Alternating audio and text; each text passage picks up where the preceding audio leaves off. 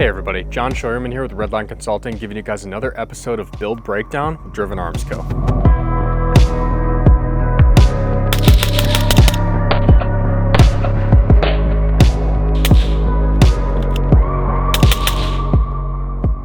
Okay guys, so first things first, it's an absolute privilege to be back on the channel talking about this rifle today. This is my 16-inch Radian Model 1 SPR.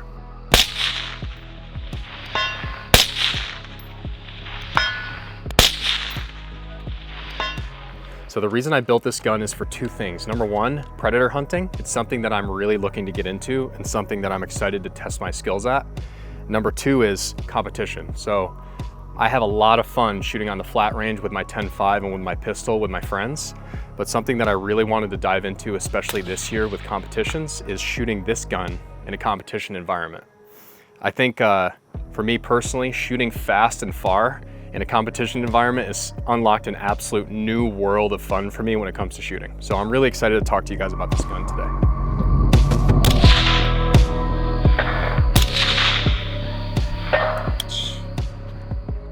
All right, so just like before, we're gonna start up here at the front and work our way back. The suppressor I'm running here, guys, is the Allen Engineering AE-M5. You guys might recognize this from the Mark 12. Not only does the suppressor have a ton of cool history behind it, it also is an incredible performer with a 5.56. Its reflex design allows you to achieve more volume inside of the can with an already incredible baffle stack design without increasing the overall length or signature of the rifle. So it actually has a part of the suppressor that goes back over the barrel. You have to use certain barrels and certain muzzle devices like the one I'm running from Otter Creek Labs. It's all in one. It's really, really cool. So I had to actually shorten the handguard on this rifle to get the suppressor to work.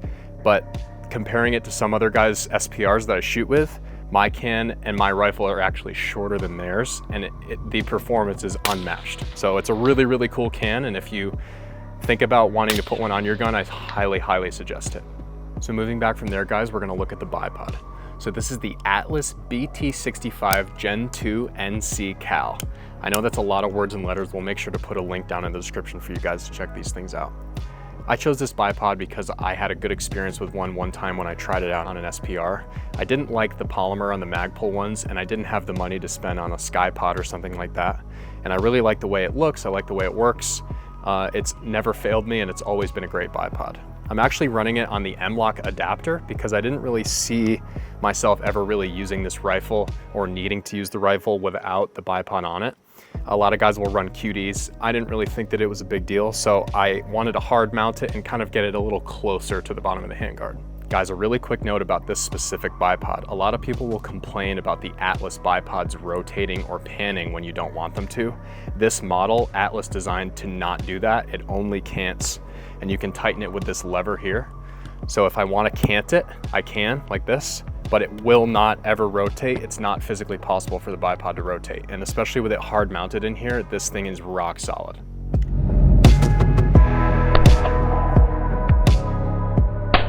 Okay, so moving up from there, guys, is gonna be the Weaponlight. So as a lot of you may have heard in the last video, I actually work at Modlite and take my skill set and knowledge of these products extremely seriously. And I'm really excited to talk to you guys about how I have this set up and why. So I'm running the Modlite Hog, the OKW head with 169,000 candela up on an Arasaka Picatinny offset mount. Kind of puts it just up to the left so that if I'm ever running the rifle like this, I can reach the tail cap in order to activate the light. I have a Unity Axon SL on an M-LOK adapter actually mounted way back here towards the front of my optic with a 7-inch cable going to the Unity gas cap. So I have two activation methods on the light. One is the Axon SL, one is the gas cap. The reason I'm running the SL this way with a 7-inch cable is because when I'm in the prone or in basically any position that I would normally shoot this in, I can reach this switch and constantly activate my light if I need it, right? Now, a lot of you might think, well, how often am I using a white light on an SPR? I personally am using it on this SPR all the time. My business partner, Jake, and I with Redline Consulting actually run nighttime gas gun matches where I actually help provide people with lights just like this one to kind of test them out and come and compete with a gas gun out at night, out to 700 yards. It's absolutely incredible to see what a white light like the Hog can do, especially with good glass like this one. Really quick guys, I'm actually running the Driven Arms Co. CMP or cable management panel here on the left side of the gun to keep my cable nice and tight to the handguard. It works super well, super low profile and super comfortable.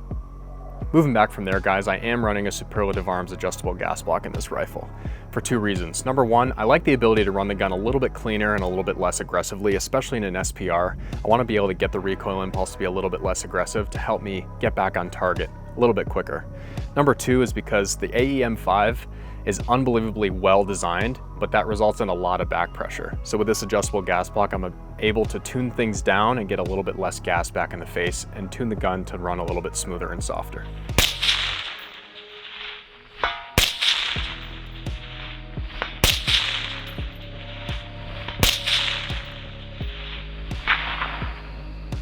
Moving back just a little bit further, guys, you'll see a Driven Arms Co. ShortStop.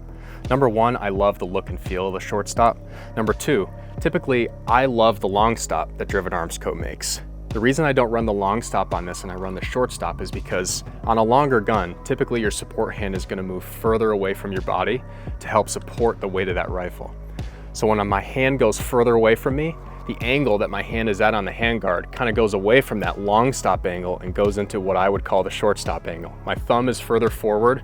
My four fingers are more underneath the handguard than they are kind of canted like this. And it gives me the ability to kind of pull the gun into me just a little bit more and support the weight of it. And it's extremely ergonomic and also gives me a really nice barricade stop. This thing is super durable. I've shoved this into a bunch of stuff and it works super good. Right back here underneath the optic, guys, I actually run the SIG 1913 low profile QD. The reason I like it is because it's super low profile, it goes right under the bell of my optic, and it's extremely strong for being so small and so low profile. Moving back from there, guys, is gonna be the optics package. So first we'll start with the mount. The mount is a Badger Condition 1, 1.54 height cantilever mount. Inside of it is a Leupold Mark V HD 3.6 to 18 with a Tremor 3 reticle. I chose this optic and I chose this reticle very specifically. Number one, I knew that in the future I might want to kind of stretch my legs, shoot a little bit further for fun, use some of the new ammo that's coming out, and I like the idea of being able to go up to 18 to PID, especially if I'm predator hunting. I want to make sure that I'm taking a shot on the proper target. I chose the Tremor 3 reticle because I kind of wanted to future-proof this rifle and this optic for me. I know right now I might not have the opportunity to shoot at movers or in a lot of wind, but throughout my life, I know I'm going to have this rifle and this optic for a long time, and I want to kind of give myself the ability to kind of scale my skill sets and always be chasing the ability to understand that reticle in its entirety. I know a lot of folks complain about the clutter inside of the Tremor 3, but I'm really excited to kind of expand my skill set as time goes on and always be building and always understanding more about that reticle. Up front and up top here, I have a Trijicon RMR 1MOA red dot. The reason I mounted up top instead of at 45 is for two reasons. Number one, it gives me the ability to look at a target, present my dot to the target, and then immediately come down to my optic and see the target within the window, no matter what magnification I'm at. Number two, I like having the dot top mounted so that the mount to my body of this rifle doesn't change regardless of what optic system I'm using. So whether I'm using the red dot or I'm using the optic, I'm not actually changing the way that the gun is mounted to me like this and kind of changing the way the recoil impulse works and everything like that. I know that might sound minute, but it's kind of just something that I personally think is kind of valuable for me. So.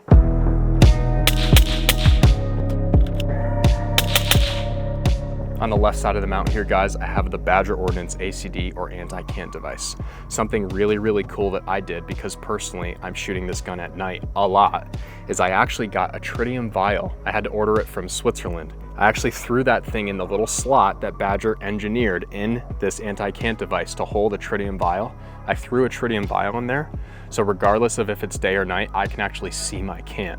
Something that I'm super excited about Badger just releasing as well is their nightcap, which is a little thing that goes on the optic that allows you to use a little chem light and a little window that exposes a little bit of the light to see your dial. So now, as long as I can see my dope or I know my dope, I can shoot this thing at night without putting out a bunch of signature, and I can do so comfortably without having to pull out my phone or pull out a flashlight to see my dial and see my dope. Moving down from there, guys, are the extremely popular Radian Raptor SD charging handle and the Radian Talon safety lever. I love both of these products and I absolutely don't see a reason to change to anything else. Moving down from there, guys, in terms of a trigger, I'm running an AR Gold ATC 2-stage trigger. I love having a 2-stage trigger in an SPR, knowing that once I take up that first stage, it's about to go bang on that second stage or on that wall. The break on this trigger is extremely clean and the reset is extremely short. So I absolutely love this trigger and highly recommend it. I'm also running the Driven Arms Co. Radian ADAC magwell on this thing. You might not really think that it's necessary to have a magwell on an SPR like this, but I love the way it looks and I love the way it works, and it doesn't really add a bunch of extra weight, and it helps me make sure that if I ever have to reload, God forbid, especially in a competition environment, that I'm gonna get that thing in there and I'm not gonna miss, so. I'm running my absolute favorite pistol grip in the entire universe on this gun. It's the Driven Arms Co. VCG. It gives me the ability to, again, make use of the Radian controls. So if I lock the bolt to the rear with the ADAC lower, I can then reach up because of where I run my hand and activate the bolt release in this gun. It's extremely useful. Actually allows me to hold the gun up with one hand like this. Can I do it for a long time? Absolutely not, because this gun is heavy. As you can see, I'm kind of shaking, but this grip gives you a ton of leverage with this hump on the back that allows you to kind of get the meat of your thumb in there and hold the gun up. So I can manipulate the gun when I'm on the move. If I want to reload and like preset myself to do like an admin reload, like in competition, I can do that. And then I can obviously activate the bolt release on the right side, which I think is a ton of value.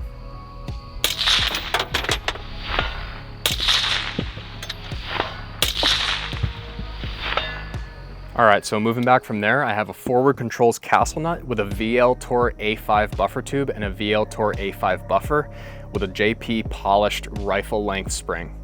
I actually put this buffer system on this rifle because I wanted to, again, kind of tame the recoil impulse, especially having a can that's so gassy. I know I have a Superlative Arms adjustable gas block, but I wanted to tame the recoil and kind of make it a little bit smoother even more. And this buffer system is absolutely incredible. This is the first time I ever put one of these things on a rifle myself, and it works great and it feels great, and I highly recommend the A5 system. It kind of distributes the force of that recoil impulse a little bit more evenly and makes this rifle run like an absolute top. And finally, guys, we'll go over to the stock. So I'm running the Magpul SLS, which is cool because it has a nice fat cheek weld on it, and it also has these two ports right and left for storage. Sometimes I keep like batteries or little hex wrenches in there. I'm also running the Arisaka angle adapter with a limb saver recoil butt pad and the Arisaka bag rider. So the stock actually looks kind of fat and maybe a little weird, also very aggressive with this bag rider on here. But I'm telling you, being able to get straight behind this gun, especially in the prone if I'm zeroing, or if I'm in a position where I can really get solid behind the gun, this limb saver and this angle adapter are absolutely incredible. If you guys run the Magpul SLS, or if you have the means to get into a different stock, I highly recommend try this stock and absolutely try the angle adapter and the limb saver. The bag rider is awesome as well.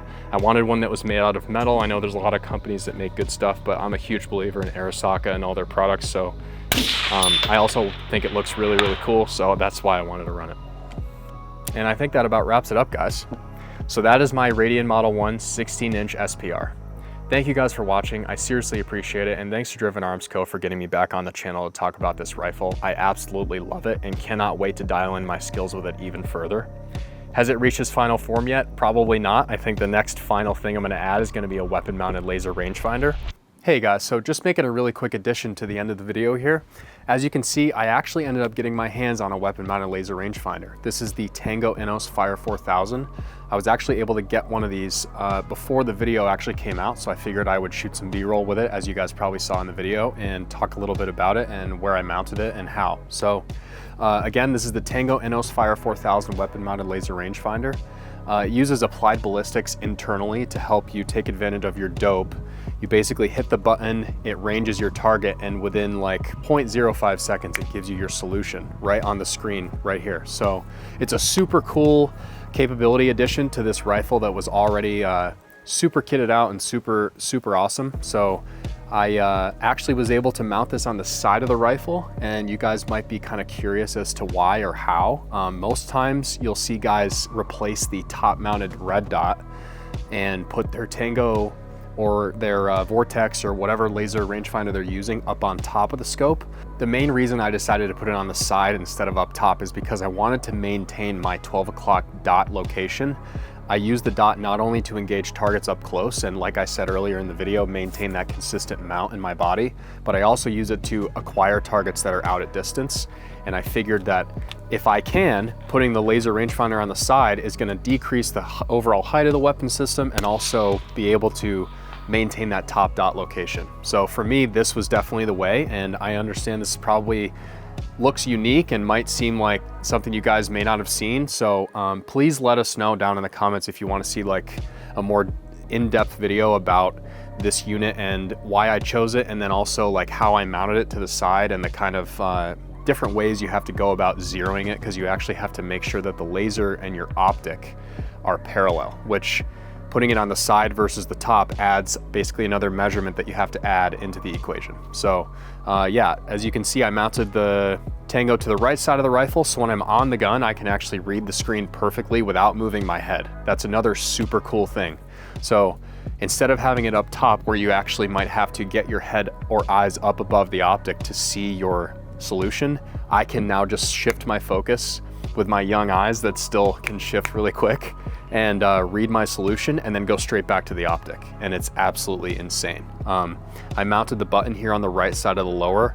It's out of the way of the mag. Well, it's out of the way of the mag release, it's out of the way of the bolt release and the dust cover. I basically did some simple cable management with zip ties around the optic and the optic mount, and I've gotten to use this thing now for probably 500 rounds, and it's unbelievable. It is insanely fast at giving you a solution, and it looks good, and it works good, and I'm really excited to put it definitely through its paces. So yeah, just a quick addition, guys, to show you that I actually was able to get one of these, and now this rifle is 100% complete. But yeah, again, thank you guys for watching, and please let me know if you have any questions or comments down below. I'm happy to talk about the rifle, kind of answer questions that this may have sparked, or if you guys want to just talk about it, totally willing to do that. Don't think of this as like a statement, like I'm telling you guys that you have to build an SPR this way. Think of it as like a discussion starter. I really love talking about this stuff, and again, I appreciate you watching, and thanks to Driven Arms Co. All right, see you guys again.